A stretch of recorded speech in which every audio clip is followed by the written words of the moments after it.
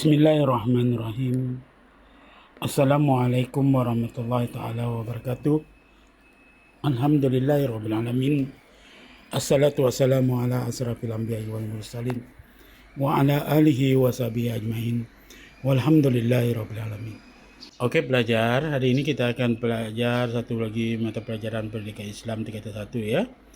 Jadi sebelum kita teruskan, coba pelajar lihat gambar ini. Gambar ini menunjukkan tentang apa? Okey, pelajar. Gambar ini menunjukkan satu kemalangan telah berlaku. Apakah yang dimaksudkan dengan kemalangan? Kemalangan adalah satu musibah yang dihadapi oleh manusia. Tidak ada manusia yang minta kemalangan atau musibah. Jadi, kalau kita menghadapi musibah, sudah tentu kita harus bersabar. Okey, kita teruskan. Hari ini kita akan belajar pelajaran 8 bidang Quran, sabar menghadapi dugaan kehidupan. Surah Al-Baqarah ayat 155 hingga 156. Pelajar boleh buka buku teks muka surat 37 hingga 42. Okey, daripada pelajaran ini nanti diharap pelajar akan dapat menyatakan maksud intisari ayat, menyatakan maksud sunnatullah dan ujian Allah, menyenaraikan cara menerima musibah dan cara bersyukur dengan nikmat Allah, menyatakan hikmah di sebalik musibah Allah dan menyenaraikan pengajaran ayat.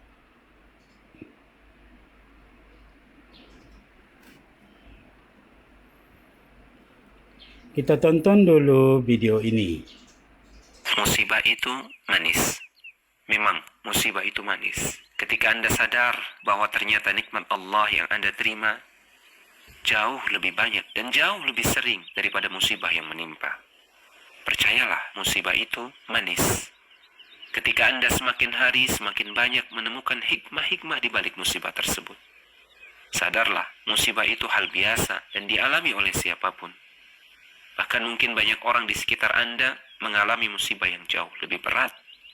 Bahagialah karena ternyata musibah itu bisa Anda nikmati. Dan ternyata musibah itu banyak menjadikan manusia mendekat kepada Allah. Musibah itu manis bila Anda ingat firman Allah Subhanahu wa Ta'ala yang artinya, mungkin saja kalian membenci sesuatu, padahal itu lebih baik bagi kalian.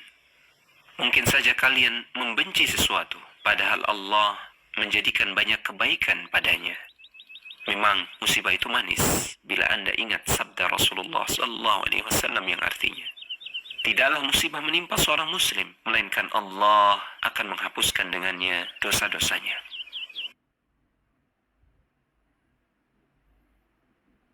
Alhamdulillah. Kita teruskan.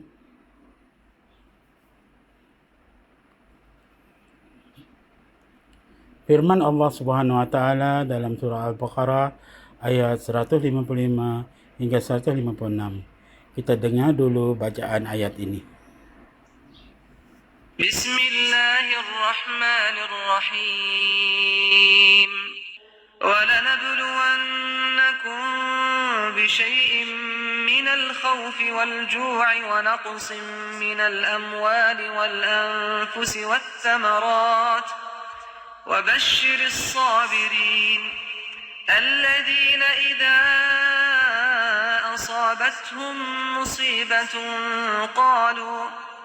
قالوا إِنَّا لِلَّهِ وَإِنَّا إِلَيْهِ راجعون.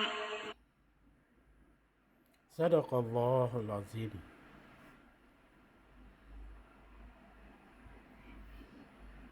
Maksud ayat 155. Kami pasti akan menguji kamu dengan sesuatu, daripada ketakutan dan kelaparan, kekurangan harta, kehilangan jiwa dan kekurangan hasil tanaman. Serta berikanlah berita gembira kepada orang-orang yang sabar, yaitu orang yang apabila ditimpa musibah mereka mengucapkan inna ilahi wa inna ilahi raji'un. Sesungguhnya kami kepunyaan Allah dan kepada Allah juga kami kembali. Aktiviti pelajar.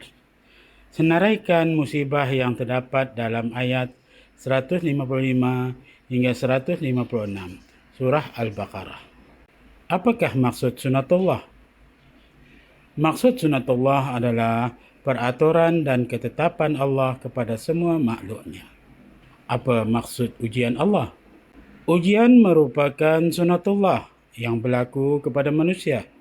Ujian boleh datang dalam bentuk perintah dan larangan Allah, perkara yang halal dan haram, kesehatan dan kesakitan, atau hidayah dan kesesatan, dalam bentuk musibah atau nikmat.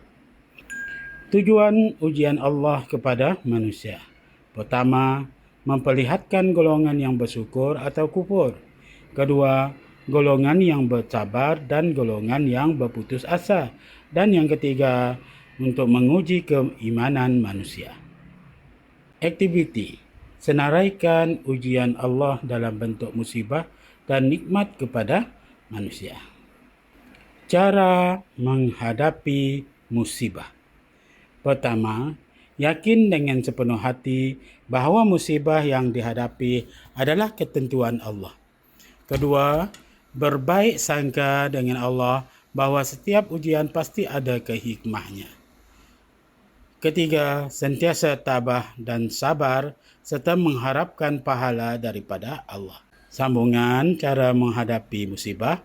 Muhasabah diri dan berusaha meningkatkan ibadah seperti solat sunat, membaca Al-Quran dan banyakkan berdoa.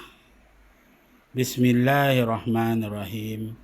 Inna lillahi wa inna ilaihi raji'un. Hikmah di sebalik musibah dan ujian Allah. Pertama, meningkatkan ketakwaan dan mengangkat derajat manusia. Kedua, mendapat petunjuk daripada Allah Subhanahu Wa Taala. Ketiga, menghapuskan dosa dan mendapat pahala. Keempat, menguji tahap keimanan manusia. Dan yang kelima, membezakan antara mukmin dan kafir. Cara bersyukur. Dengan lisan, sentiasa memuji Allah dengan berzikir, bertasbih, bertahmid dan bertakbir. Dengan perbuatan, sentiasa melakukan perintah Allah dan berakhlak mulia serta melakukan kebaikan dalam kehidupan. Dan yang ketiga, dengan hati, sentiasa bersangka baik dengan Allah dan yakin bahawa segala nikmat adalah daripadanya.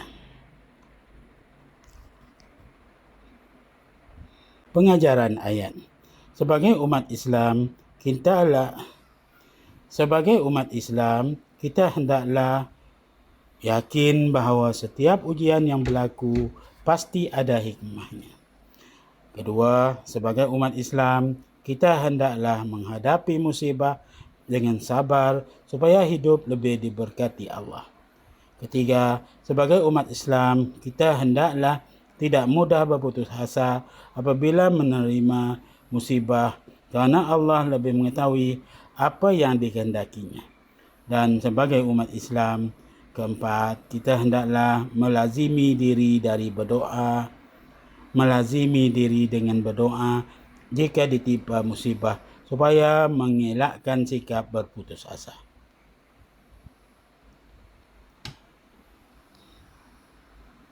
Soalan kebat, bincangkan.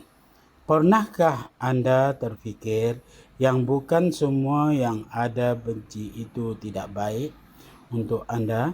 Mungkin ada yang sesuatu yang anda tidak sukai itu baik untuk anda. Buat dan jawab soalan kebat ini. Dan akhirnya, terima kasih. Itu saja untuk pertemuan kali ini. Jawab soalan dan soalan kebat yang telah diberikan. Wabillahi taufiq wal hidayah. Wassalamualaikum warahmatullahi taala wabarakatuh.